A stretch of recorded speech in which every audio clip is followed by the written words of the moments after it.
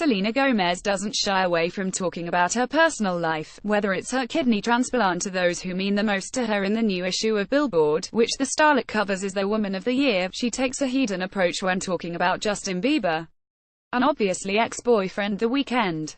Related, Justin and Selena didn't spend Thanksgiving together. While she doesn't reveal what led to their split, she did admit she and the R&B singer are best friends, which may or may not be true at the moment, considering they've unfollowed each other on Instagram.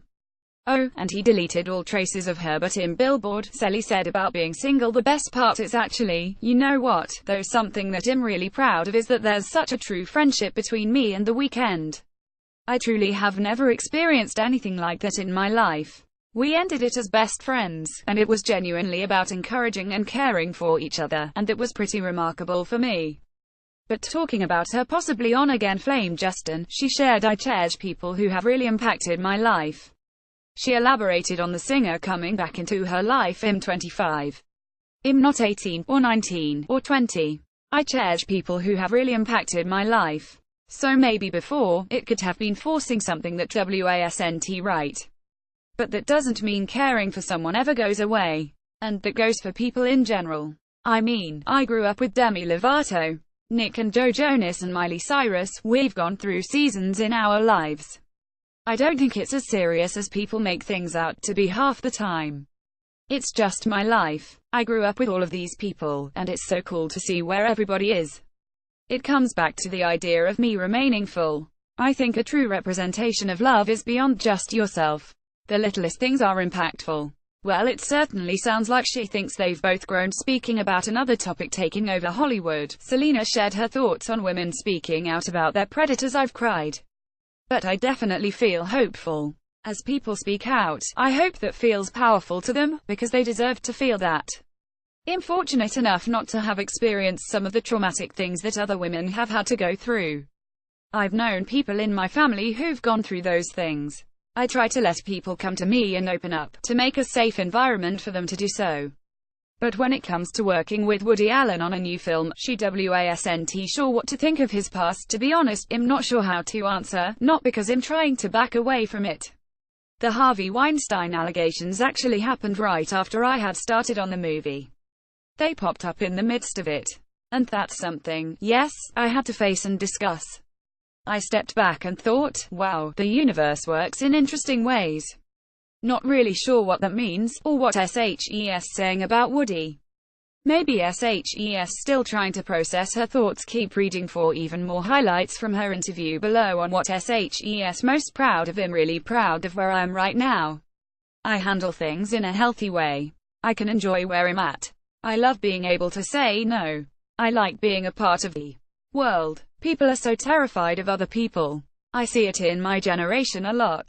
There's so much anxiety and angst, and the pressure just keeps getting worse. But I'm proudest of not becoming jaded. I have every reason to be like, fuck all of you. And I don't. I'm going to have the bad days where I don't want to leave my bedroom, but I'm ready for them.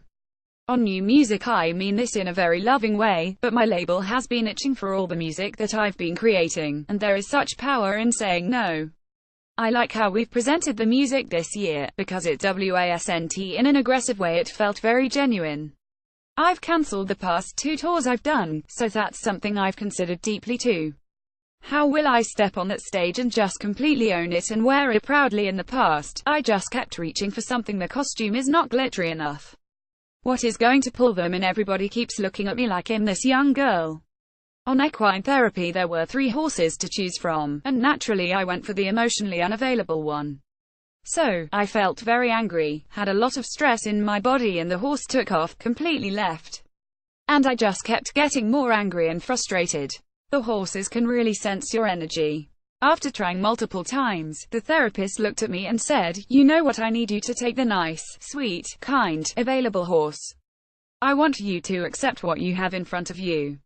I took a lot of deep breaths, walked around the stable, and by the time I came back, I felt completely settled in a that's enough sort of way. I'm the kind of person who goes home and thinks, maybe I didn't do enough, or I feel like I wasn't enough, and those are the things you can't focus on. It comes back to the idea of being present. And that was 4 years ago. A lot has changed. I feel a lot more centered, more accepting. On her revelation after her kidney transplant, I just kept thinking about how much my body is my own.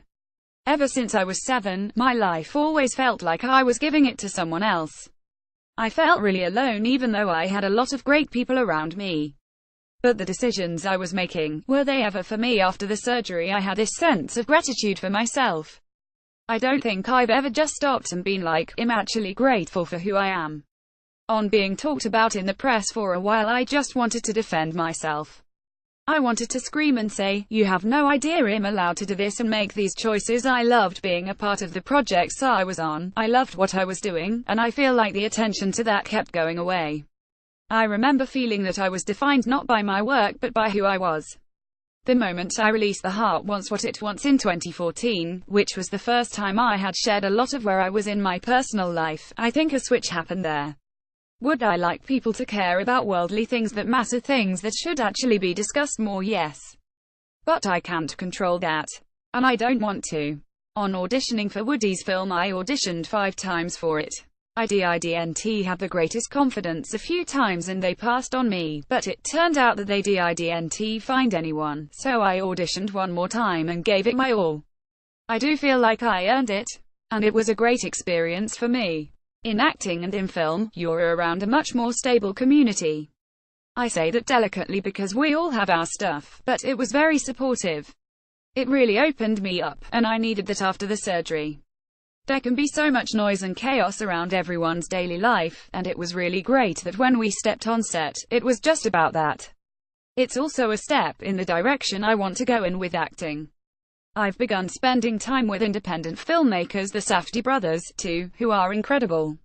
On needing a break from Instagram, sometimes I love Kevin Systrom, the creator of Instagram, and he has gotten mad at me in the past when I was like, I have to take a break from it.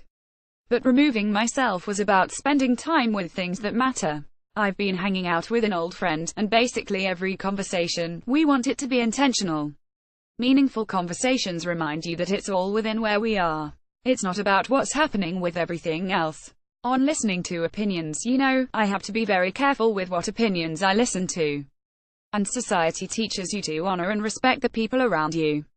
But loyalty and honesty can mean something completely separate. And I think altering or editing myself for the sake of others has been something that I have done my whole life. I've had to accept where I am.